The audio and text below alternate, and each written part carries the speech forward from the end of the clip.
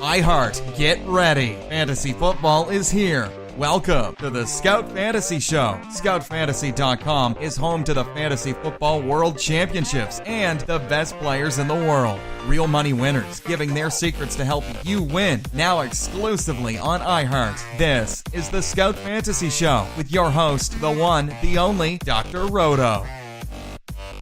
Hey there, everybody. It's Dr. Roto. Get out the insurance cards. Get out the copay. The office is open, my friends. So I haven't done enough research on this yet, but I want to start talking about something here. The Supreme Court struck down a federal law prohibiting sports gambling. So here's what it says here. The Supreme Court struck down a federal law that prohibits sports gambling Monday in a landmark decision that gives states the go-ahead to legalize betting on sports. States that want to offer legal sports betting may now do so, and New Jersey is going to be the first. Delaware, New York, other states are going to absolutely get involved in this. The court ruled in favor of New Jersey and against all these other NCAA, NFL, NBA, capping a 6-year legal battle. Congress can regulate sports gambling directly, but if it elects not to do so, each state is free to act on its own. So, each state can decide to do what it wants to do. And so let's see here. Nevada had been the only state to offer it, as you guys well know. That's why we go to Vegas. But New Jersey is going to bring in a lot of things. And let's see here. So basically the question is, it's likely bets will have to be placed at brick and mortar establishments, but states are making plans to offer more mobile sports betting in the future. One research firm estimates that before ruling that if the Supreme Court were to strike it down, 32 states would likely offer sports betting within 5 years. It's a victory for millions of Americans who seek to bet on sports in a safe and regulated manner. Today's ruling makes it possible for states and sovereign tribal nations to give Americans what they want, an open, transparent, and responsible market for sports betting. Through smart, efficient regulation, this new market will protect consumers, preserve the integrity of the games we love, empower law enforcement to fight illegal gambling, and generate new revenues for states, sporting bodies, broadcasters, and many others. So, what does this mean for DFS and for what we do? I don't think it hurts DFS at all. I think it only helps the fantasy community. I really do. I think it's some way, shape, and form, and I could be very wrong with this, but I know that DraftKings has already hired somebody internally to be working on this issue. They want to deal with this issue because they knew this was going to happen. I would think the following. Don't you think that sports books will start doing not just betting on games, but betting on players? Tom Brady, 300 yards, 5-1 odds. If he's going to throw for 300 yards against the Bills. Doesn't that make fantasy sports even more relevant? We predict what Tom Brady's going to do. If we say Tom Brady's going to throw for 311 yards against the Dolphins, you go bet on that, you make money. Not only did you do well on your fantasy sports teams, but you did well in the sports book because you had the right information. It's what Vegas Whispers is all about. What we've been doing here at Scout Fantasy Sports. We've been getting ready with this. It is long overdue. This is a very big day. Now, does this make us more degenerates? Maybe. Do we have to worry about the integrity of the games? Yes. But we always did. Just because gambling is legalized or will be legalized in New Jersey, it was already legalized in Nevada.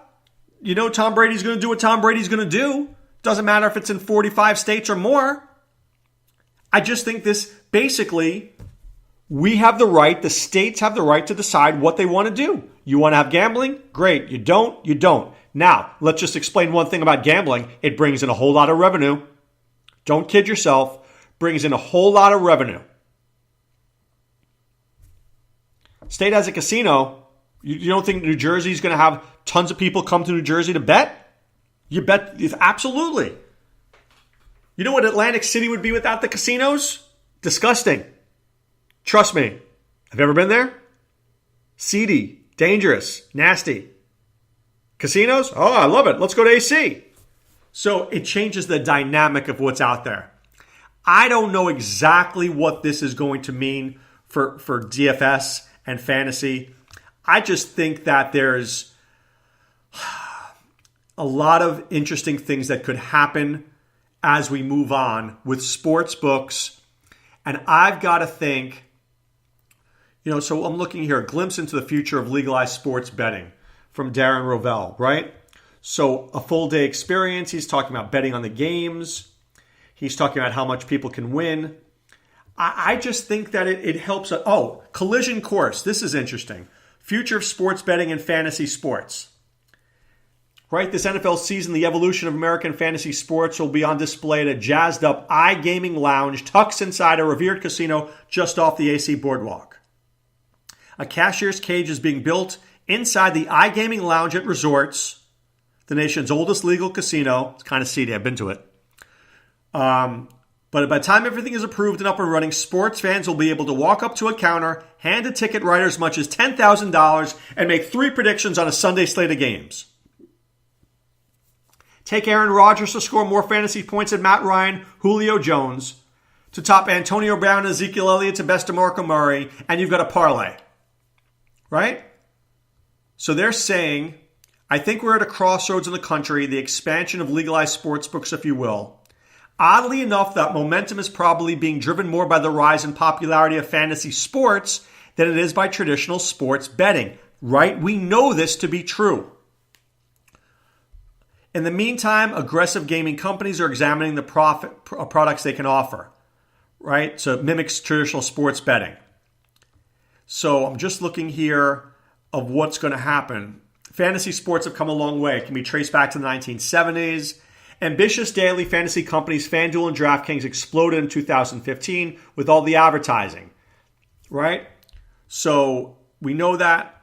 I'm just looking here what it's saying. You can't bet on the final score or the point spread or just one player. That's what they're talking about here. I think you're going to see a lot of these parlays. We wanted to get something as close to a traditional single game play as we could, but still have it be compliant with fantasy rules. The opportunity here is not just with existing fantasy players, but it's also migrating over sports betting customers to what is essentially one of the only legal opportunities they'd have to bet. Right. Even the NBA, through its partnership with FanDuel, is giving fans a chance to test their prognostication skills and win money during playoff contests.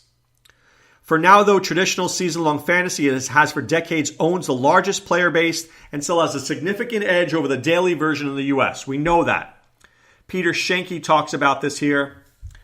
From my perspective, Peter Schenke, who's the chairman of the FSTA, season-long is doing really well. It still grows. It has tens of millions of users, and it's still growing in every sport.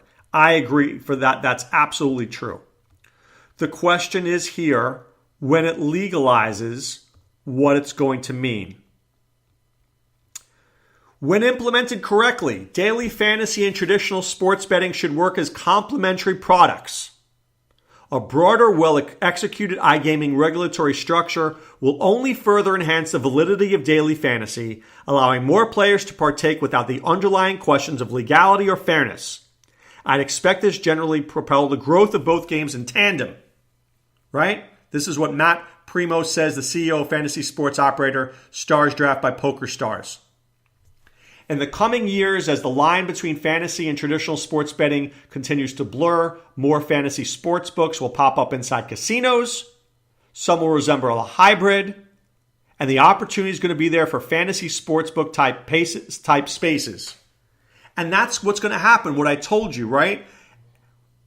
Aaron Rodgers, Tom Brady, Ryan Tannehill, Deshaun Watson. Who's going to have the most passing yards? Pick one.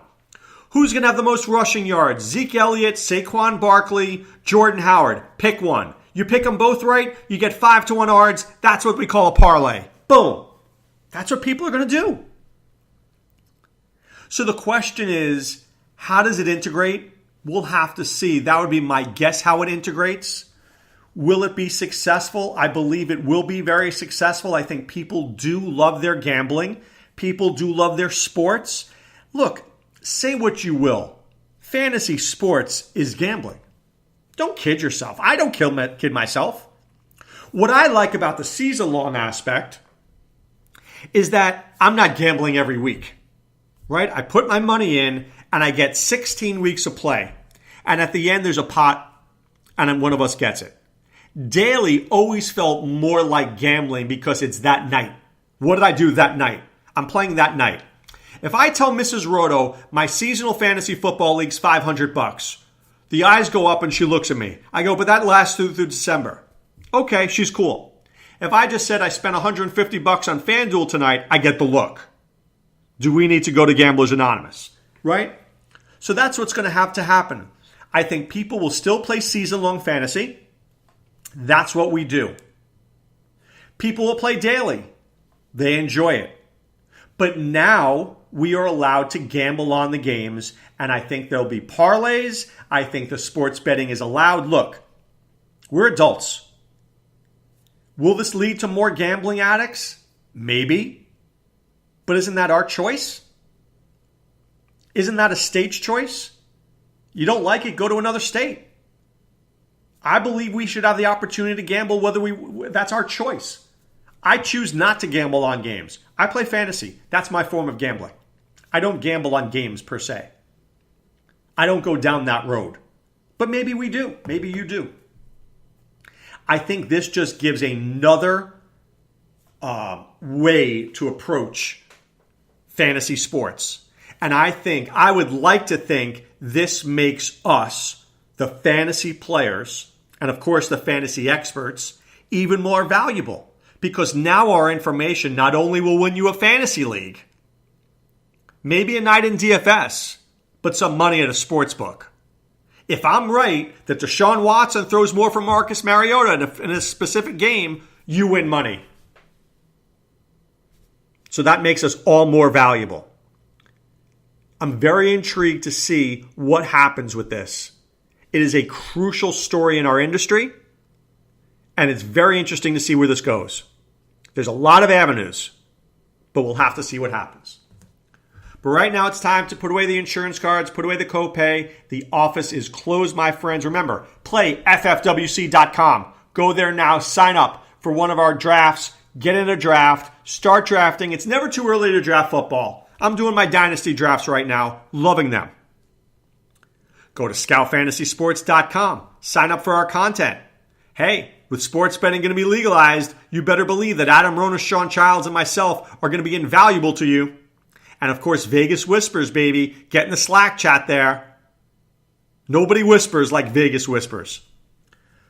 All right, this is Dr. Roto wishing you a great day. Be well. Take care. Thanks for listening to the Scout Fantasy Show. There's never been a better time to join the Scout Army. Visit scoutfantasy.com. Use the promo ROTO for 2 months free. And don't forget, fantasy players, please thumbs up the podcast on the iHeart app. See you next time. Go Scouts!